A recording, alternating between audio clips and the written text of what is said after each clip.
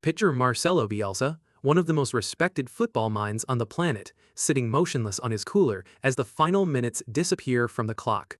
And across from him, not Brazil, not Germany, not France, a team from a cluster of tiny islands in the Atlantic Ocean that most football fans couldn't even locate on a map.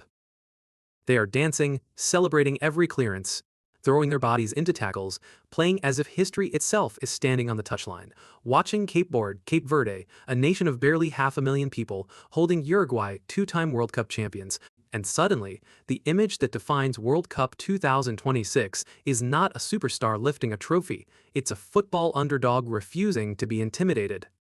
Because this tournament was never supposed to look like this. The people running football imagined bigger stadiums, bigger television audiences, bigger sponsorship deals, bigger profits. What they did not imagine was tiny nations stealing the spotlight from the giants. They built this competition around, and now FIFA has a problem, because the teams they invited to fill space are starting to take over the story. To understand why this is happening, you have to understand why this World Cup exists in the first place. For nearly 3 decades, the World Cup had 32 teams. It was exclusive, difficult to reach, reserved for football's elite. Then FIFA changed everything. 48 teams, 104 matches, the largest tournament football has ever seen. Officially, the message sounded inspiring. More nations, more opportunities, more representation, a truly global celebration of the game. But football is also a business. More teams create more matches create more television inventory creates more sponsorship opportunities create more revenue. FIFA never presented expansion as a money project, yet money was always sitting quietly in the background. The assumption seemed obvious. Smaller nations would finally get their chance. Fans would enjoy the emotional stories. The giants would eventually take over Spain, Brazil, France, England, Argentina, Germany. The nations that generate massive audiences and attract global sponsors would still dominate the knockout rounds.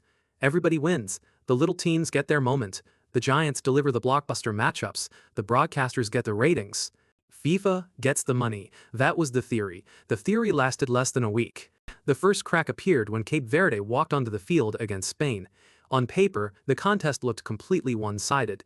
Spain arrived as one of the favorites to win the entire tournament. European champions, a squad loaded with elite talent from Barcelona, Real Madrid, Manchester City, and Arsenal. Every prediction model expected a comfortable victory.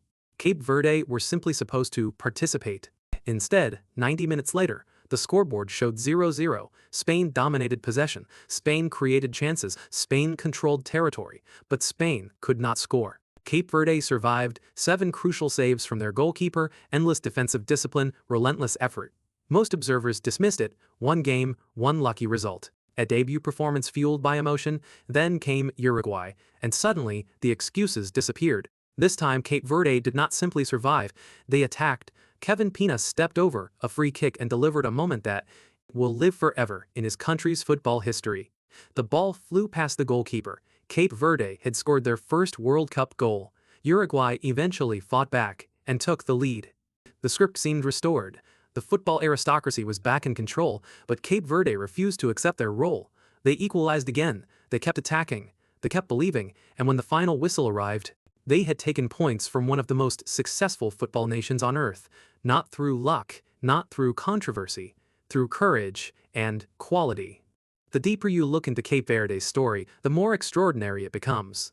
This is not a nation blessed with endless resources. It is an archipelago of 10 islands sitting hundreds of kilometers off the coast of West Africa. The population is just over 500,000 people, yet the country has produced a team capable of standing toe-to-toe with football giants.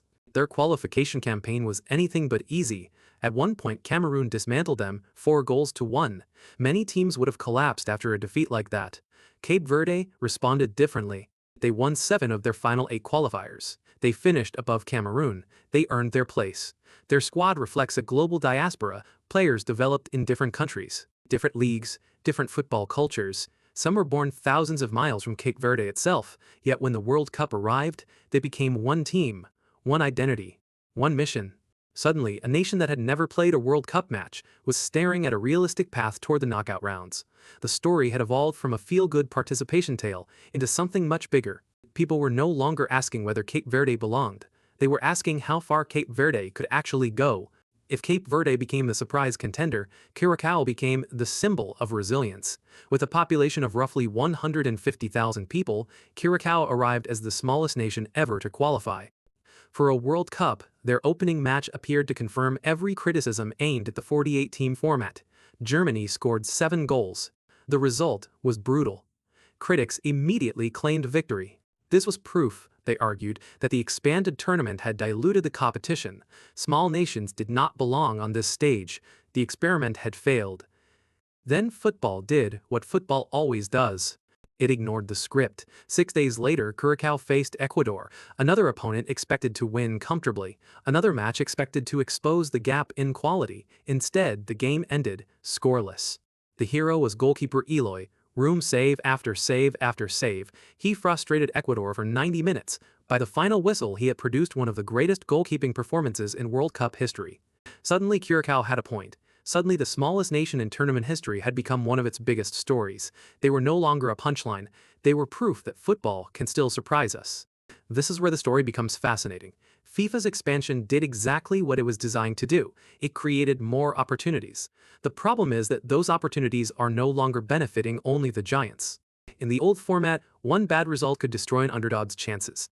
In the new format, survival requires fewer miracles, a draw matters more, a single point matters more. One inspired performance can completely transform a group's dynamics. The expanded structure opened more doors than ever before. The underdogs walked straight through them. Meanwhile, the pressure shifted onto the favorites. Every dropped point suddenly carries consequences. Every unexpected draw becomes dangerous. Traditional powers that expected comfortable qualification now find themselves fighting for survival. The tournament FIFA built to generate more blockbuster matchups has unexpectedly become a breeding ground for chaos, and chaos is football's favorite ingredient. The truth is that World Cup history has always belonged to dreamers. We remember Costa Rica shocking former champions in 2014. We remember Croatia reaching heights that seemed impossible for a country of just a few million people. We remember South Korea electrifying an entire continent in 2002. We remember Morocco rewriting history in 2022. These stories endure because they represent something bigger than football. They represent possibility. They remind us that resources do not always determine outcomes, that history can be challenged, that belief sometimes matters more than reputation. Cape Verde and Curacao are following that tradition. They are carrying the spirit that makes the World Cup different from every other sporting event on Earth. The giants usually win in the end. They almost always do. But the journey of the underdog is what gives the tournament its soul. And that is the irony at the heart of World Cup 2026. FIFA expanded the tournament to create more matches, more audiences, and more revenue. Instead, they accidentally created the greatest environment for giant killers in World Cup history. The teams expected to quietly fill out the bracket are stealing headlines. The nations expected to disappear are threatening to stay. Cape Verde are chasing a place in the knockout rounds. Curacao have already changed the conversation, and every point earned by a tiny nation pushes a bigger, richer, more commercially valuable country closer to the exit. For FIFA, that may be uncomfortable. For football, it may be exactly what the tournament needed.